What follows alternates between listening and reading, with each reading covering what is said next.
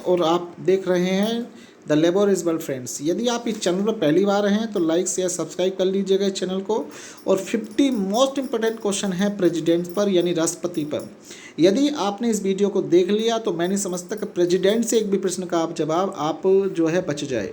किसी भी कंपटीशन की अगर आप तैयारी कर रहे हैं, चाहे यूपी पुलिस की कर रहे हैं या यूपी SSC की कर रहे हैं या SSC की कर रहे हैं, किसी भी कंपटीशन की अगर आप तैयारी करते हैं तो यहाँ से एक भी प्रश्न आपका बचेगा नहीं। तो पूरा का पूरा वीडियो देखिएगा। ओके फ्रेंड्स, और आपको वीडियो अच्छा लगे तो शेयर जरूर करिएगा। चलिए बिना किसी देरी के शुरुआत करते हैं पहले प्रश्न से।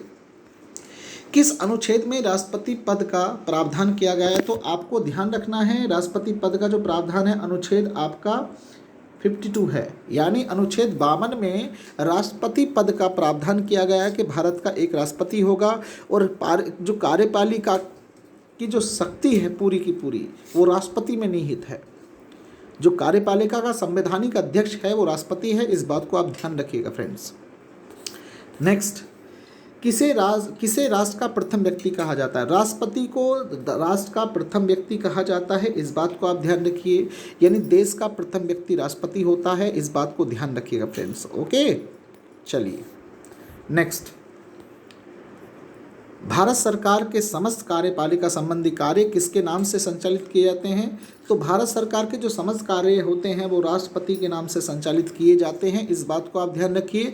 और ये जितने भी प्रश्न हैं बड़े इंपॉर्टेंट प्रश्न हैं, 50 प्रश्न हैं और यहाँ से 50 प्रश्न पढ़ने के बाद आप किसी भी कंपटीशन में बैठिए, यदि राष्ट्रपति के प्रश्नों को आप बहुत आसानी से हल कर देंगे। राष्ट्रपति बनने के लिए कम से कम कितनी आयु होनी चाहिए? देखिए, राष्ट्रपति बनने के लिए कम से कम आपकी 35 वर्ष की आयु होनी चाहिए, इस बात को आपको ध्यान रखना है। और राज्यसभा का सदस्य बनने के लिए 30 वर्ष और लोकसभा का 25 वर्ष आपकी पता होनी चाहिए। तो राष्ट्रपति अगर बनना है तो आपको 35 वर्ष की आयु पूर्ण होनी चाहिए, कम से कम 35 वर्ष। अधिकतम की कोई आयु सीमा नहीं है राष्ट्रपति बनने के लिए, न्यूनतम 35 वर्ष होनी चाहिए। ओके, ध्यान रखिएगा। राष्ट्रपति के चुनाव में कौन कौन भाग लेता है? तो राष्ट्रपति के चुनाव में लोकसभा, राज्यसभा और विधानसभा के निर्वाचित सदस्य, ये ध्यान रखिएगा। राष्ट्रपति के चुनाव में लोकसभा, राज्यसभा और विधानसभा के निर्वाचित सदस्य भाग लेते हैं, इस बात को ध्यान रखिएगा। और बहुत इंपॉर्टेंट प्रश्न है, ये कई बार पूछा जाता है कि लोकसभा, राज्यसभा, विधानसभा के निर्वाचित सदस्य राष्ट्रपति के चुनाव में भाग लेते हैं, इस बात को आप ध्यान रखिएगा। नेक्स्ट, राष्ट्रपति के निर्वाचन में कौन भाग नहीं लेते हैं, यानी कौन है जो राष्ट्रपति के निर्वाचन में भाग नहीं लेते? तो आपको ध्यान रखना, विधान परिषद के सदस्य और मनोनीत सदस्य। जैसे कि आपको पता है लोकसभा के अंदर 2 एंग्लो इंडियन मनोनीत किए जाते हैं, राज्यसभा में 12 सदस्य मनोनीत किए जाते हैं।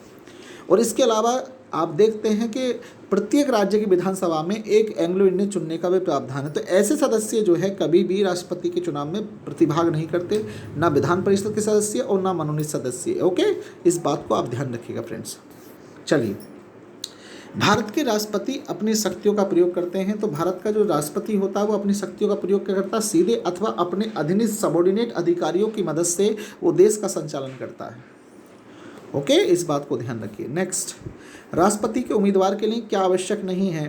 35 वर्ष की आयु हो, बिल्कुल ज़रूरी है। संसद चुने जाने की योग्यता रखा हो, संसद का मतलब आप समझ सकते हैं लोकसभा या राज्यसभा का सदस्य बनने योग्य हो।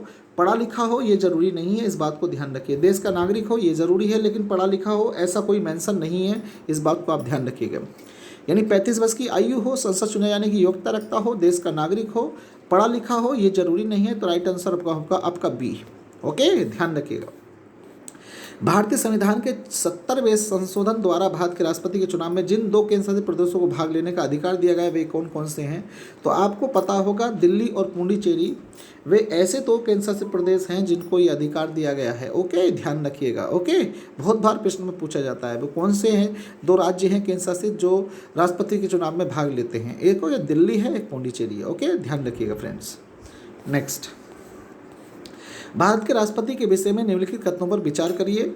पहला कथन है उसे भारत का जन्म नागरिक होना चाहिए। दूसरा उसे 35 वर्ष की आयु पूरी कर लेनी चाहिए। उसे संसद का सदस्य निर्वाचित होने की योग्यता रखनी चाहिए।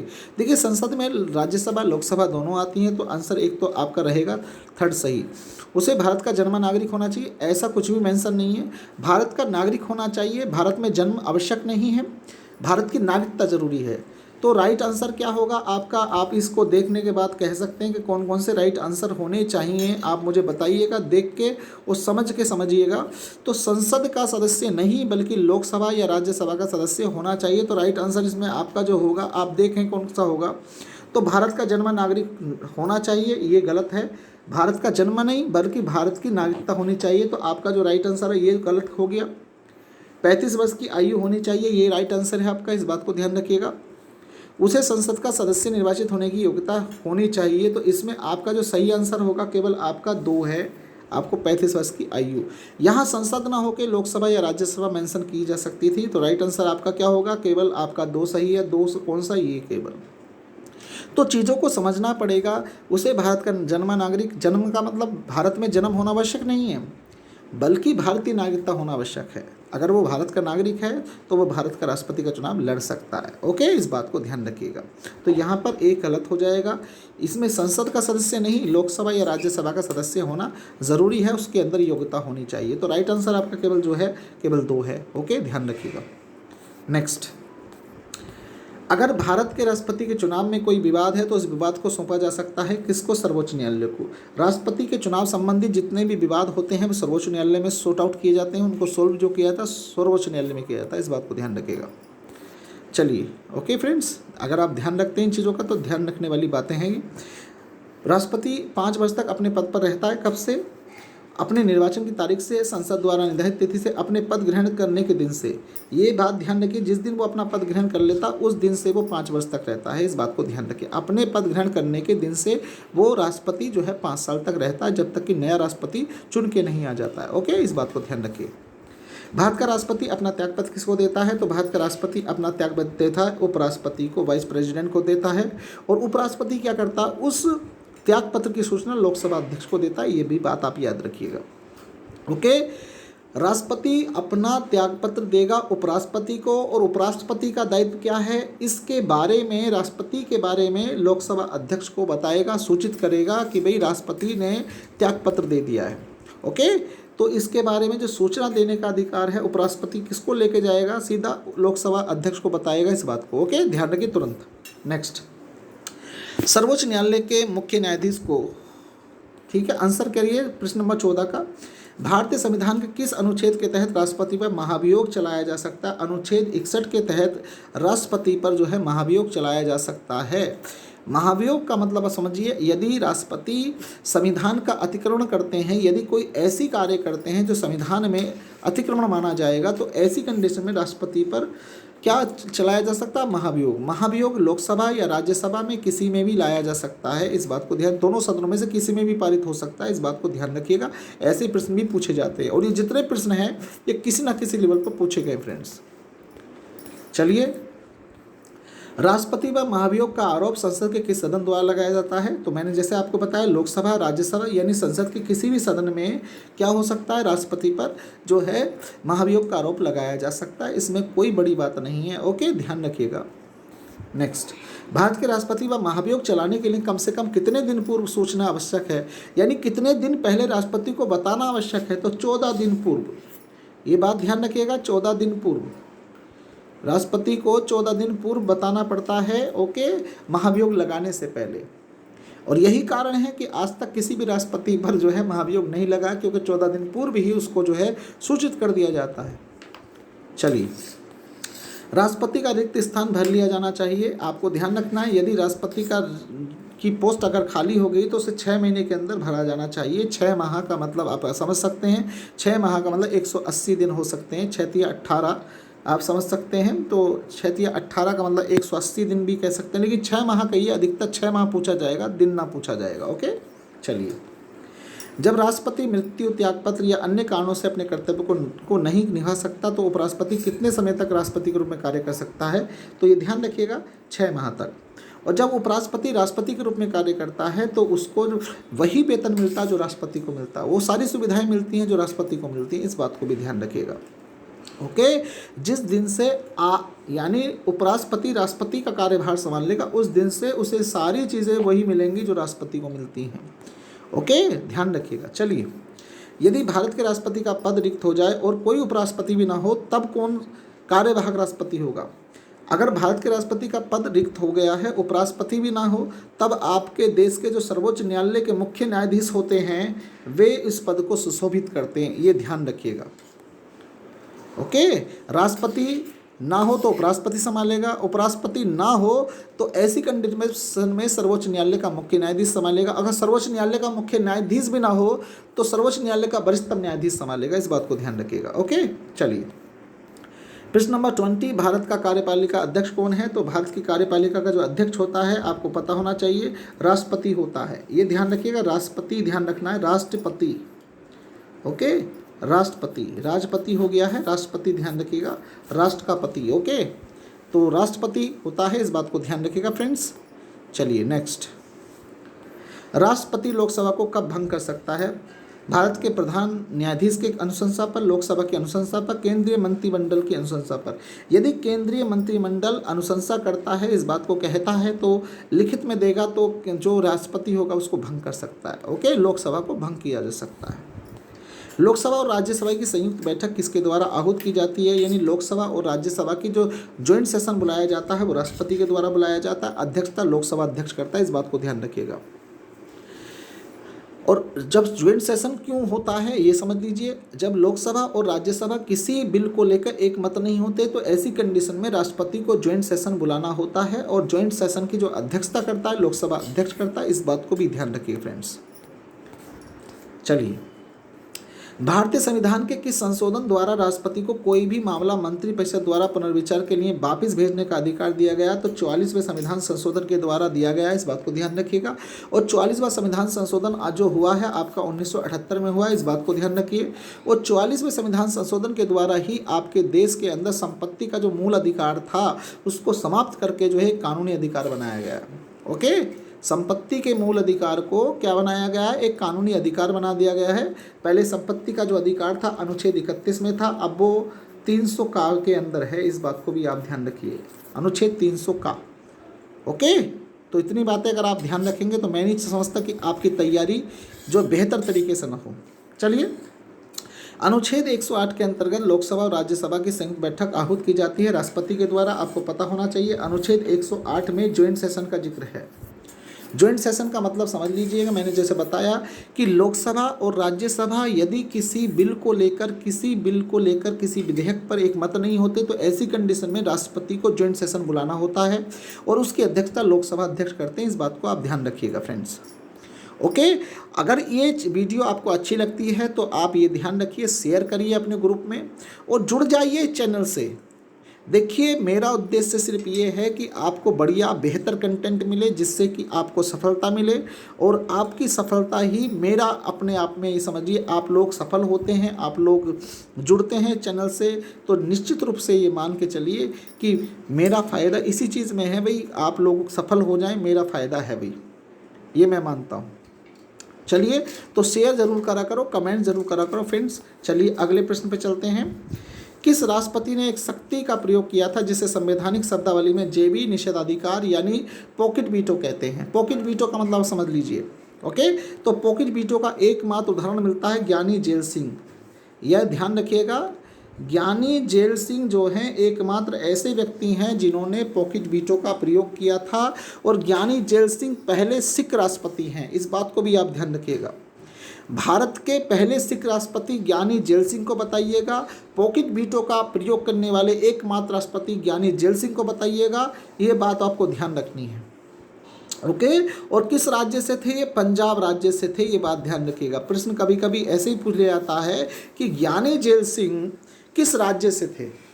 तो ज्ञानी जेल सिंह सिख थे, और सिख का मतलब आप समझ जाइए, पंजाब का आपको नाम ध्यान रखना है। पंजाब का मतलब है 5 नदियों के किनारे बसा हुआ शहर पंजाब। ओके, चलिए, भारत के संविधान के किस अनुच्छेद के अधीन भारत के राष्ट्रपति को अध्यादेश जारी करने की शक्ति प्रदान है? तो अध्यादेश जारी करने की जो शक्ति है अनुच्छेद आपकी 123 में है। राष्ट्रपति अध्यादेश जारी कर सकता है, ऑर्डिनेंस जारी कर सकता है।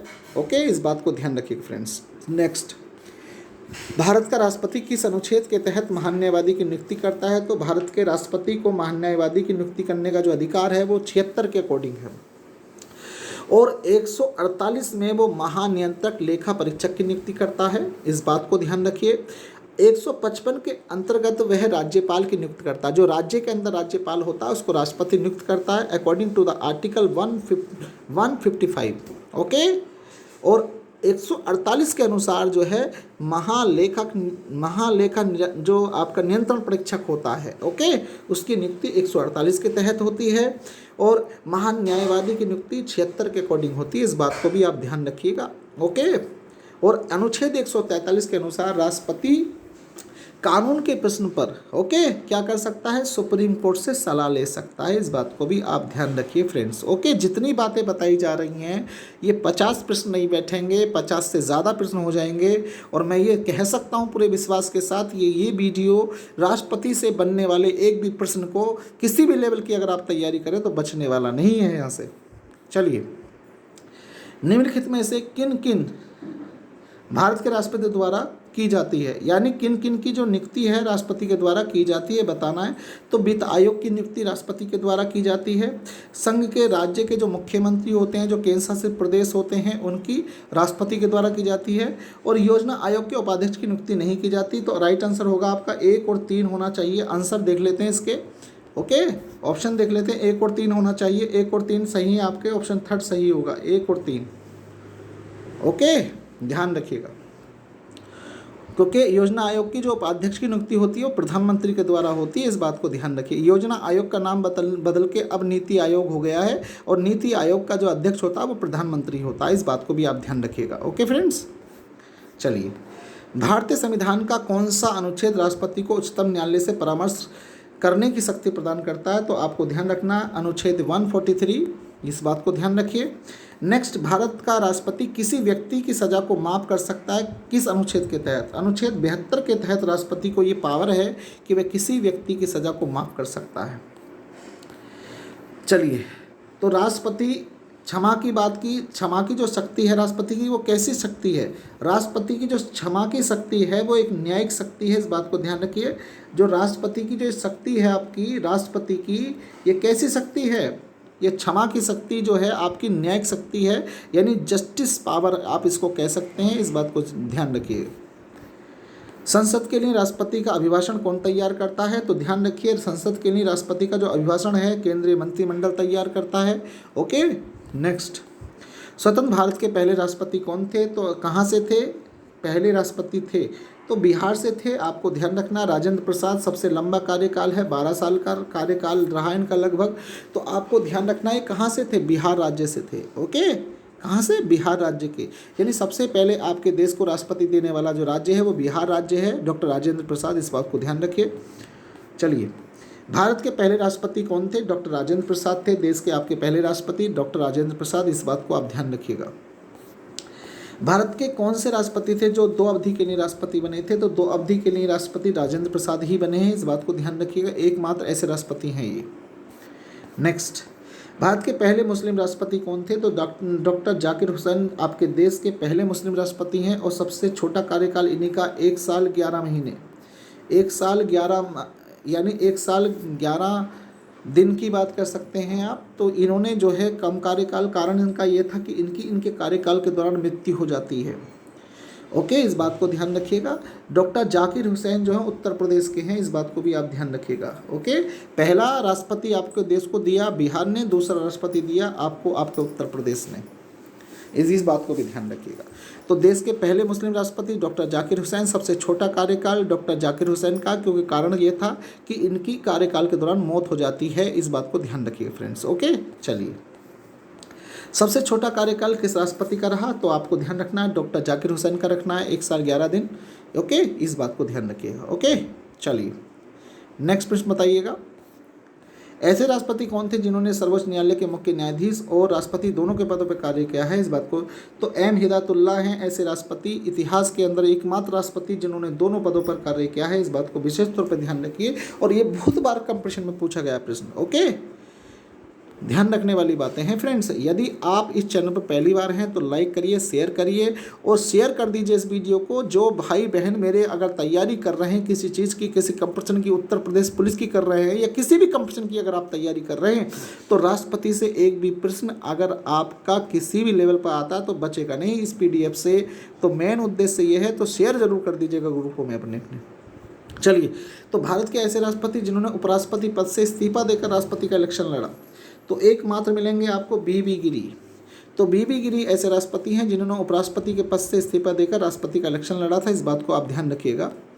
नेक्स्ट, भारत के पहले कार्यवाहक राष्ट्रपति कौन थे? तो आपको ध्यान ही रखना है, भारत के पहले कार्यवाहक राष्ट्रपति कौन थे। ओके, तो भारत के पहले कार्यवाहक राष्ट्रपति कौन थे आपको ध्यान रखना है। अगर कार्यवाहक राष्ट्रपति की बात आएगी तो इसमें आपको ये ध्यान रखना पड़ेगा फ्रेंड्स, जो सही ऑप्शन होना चाहिए इसमें कार्यवाहक BB गिरी होना चाहिए था। ओके, BB गिरी, ये ध्यान रखिएगा, BB गिरी।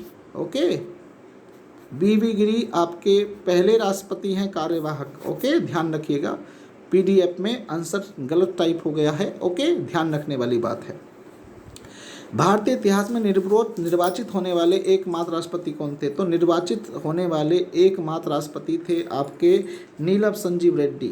नीलम संजीव रेड्डी एकमात्र राष्ट्रपति थे जो निर्विरोध चुने गए थे। इस बात को ध्यान रखें, सबसे कम आयु के चुने गए, 64 वर्ष की आयु में राष्ट्रपति बने, आपके देश के सबसे युवा राष्ट्रपति रहे नीलम संजीव रेड्डी। इस बात को ध्यान रखिएगा फ्रेंड्स। चलिए, भारत के ऐसे कौन से राष्ट्रपति थे जिनको द्वितीय चक्र की मतगणना के बाद सफलता प्राप्त हुई? तो सफलता प्राप्त हुई है BB गिरी जी को। ऐसे राष्ट्रपति हुए जो सबसे कम अंतर से जीते और दूसरे चरण की मतगणना करनी पड़ी इनके कार्यकाल में। तो BB गिरी ध्यान रखिएगा, पहले कार्यवाहक राष्ट्रपति भी हैं, इस बात को ध्यान रखिएगा। चलिए नेक्स्ट, भारत के ऐसे कौन से राष्ट्रपति थे जो राष्ट्रपति बनने से पहले लोकसभा अध्यक्ष भी थे? तो लोकसभा अध्यक्ष थे नीलम संजीव रेड्डी। राष्ट्रपति बनने से पहले वो लोकसभा अध्यक्ष के रूप में भी कार्य कर चुके थे, इस बात को ध्यान रखिएगा। ओके फ्रेंड्स, चलिए, भारत की प्रथम महिला राष्ट्रपति प्रतिभा देवी सिंह पाटिल हैं, इस बात को ध्यान रखिए। देश की पहली महिला राष्ट्रपति हैं प्रतिभा देवी सिंह पाटिल। और वर्तमान राष्ट्रपति द्रौपदी मुर्मू हैं जो अनुसूचित जनजाति की पहली महिला राष्ट्रपति हैं, इस बात को भी ध्यान रखिए फ्रेंड्स। ओके, चलिए, कौन से राष्ट्रपति सर्वोच्च न्यायालय में उपस्थित हुए थे जब सर्वोच्च न्यायालय राष्ट्रपति के निर्वाचन के विवाद के समय कर रहा था? ठीक है, तो इस बात का ध्यान रखिए, ऐसे राष्ट्रपति थे आपके BB गिरी, क्योंकि इन पर आरोप लग गया था भ्रष्टाचार का। यानी जो इलेक्शन हुआ था उसमें जो है इस बात का इन पर आरोप लगा था, इसलिए इनको उपस्थित होना पड़ा था। क्योंकि आपको पता होगा राष्ट्रपति के विवाद को, संबंधित विवाद को कौन निपटाएगा? सर्वोच्च न्यायालय निपटाएगा। ओके, ध्यान रखिए। किसी भौगोलिक क्षेत्र को अनुसूचित घोषित करने का संवैधानिक अधिकार केवल राष्ट्रपति को है, इस बात को ध्यान रखिए। नेक्स्ट, आगे चलते हैं। भारत के किस राष्ट्रपति को दार्शनिक राजा अथवा दार्शनिक शासक के रूप में जाना जाता है? तो डॉक्टर राजेंद्र प्रसाद, डॉक्टर जाकिर हुसैन, किनको? तो आपको ध्यान रखना, डॉक्टर S राधाकृष्णन को क्या कहा जाता है? दार्शनिक शासक के रूप में या दार्शनिक राजा कहा जाता है। ओके, इस बात को ध्यान रखिएगा friends, very important question. Bharat के राष्ट्रपति भवन का वास्तुकार कौन था? तो एडविन लुटियंस था, इस बात को ध्यान रखिए। जो राष्ट्रपति भवन है आपका, जो इसके शिल्पकार थे वो एडविन लुटियंस थे, इस बात को ध्यान रखिएगा। भारत के ऐसे राष्ट्रपति जो वैज्ञानिक थे, तो वैज्ञानिक डॉक्टर APJ अब्दुल कलाम थे, इस बात को ध्यान रखिए, जिन्हें मिसाइल मैन कहा जाता है, इस बात को ध्यान रखिएगा फ्रेंड्स। और बढ़िया राष्ट्रपतियों में से एक हैं। भारत के पहले सिख राष्ट्रपति कौन थे? आपको पता होगा, ज्ञानी जेल सिंह राष्ट्रपति आपके सिख राष्ट्रपति हैं और इन्होंने ही पॉकेट वीटो का प्रयोग किया था। पॉकेट वीटो का प्रयोग करने वाले एकमात्र राष्ट्रपति ज्ञानी जेल सिंह हैं, इस बात को ध्यान रखिए। नेक्स्ट प्रश्न पर चलते हैं। भारत के पहले दलित राष्ट्रपति कौन थे? तो रामनाथ कोविंद थे, KR नारायण थे, R वेंकट रमन थे, आप बताइए।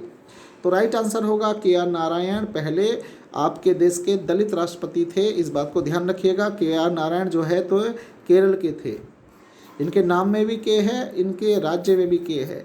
KR नारायण केरल के थे, इस बात को ध्यान रखिएगा फ्रेंड्स। ओके, चलो,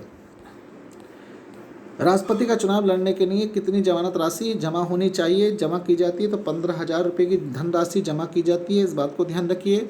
और राष्ट्रपति के चुनाव में 50 प्रस्तावक चाहिए, 50 अनुमोदक चाहिए होते हैं। इस बात को ध्यान रखिएगा फ्रेंड्स। और ये थे 50 क्वेश्चन। ओके, इन बातों को ध्यान रखिए। देश के पहले राष्ट्रपति, आपको दलित राष्ट्रपति की बात की जा रही है तो इसका मतलब आपका मतलब KR नारायण है। और सबसे अधिकतम उम्र के जो राष्ट्रपति, सबसे जो बुजुर्ग राष्ट्रपति रहे वो R वेंकटरमन रहे। इस बात को भी ध्यान रखिएगा। ओके, ये थे 50 क्वेश्चन। आपने ये 50 क्वेश्चन अगर ढंग से कर लिए, मैं नहीं समझता कि 1-2 बार आपने सुन ली ये वीडियो, तो आप किसी भी लेवल पर राष्ट्रपति से जो सारे प्रश्न आते हैं वो सारे प्रश्न सही करके आएंगे। ओके, तो शेयर जरूर करिएगा फ्रेंड्स। जुड़ जाइए, चैनल से नहीं जुड़े हैं तो जुड़ जाइए। Okay, thank you for watching. अगले वीडियो में मिलता हूँ। जय हिंद।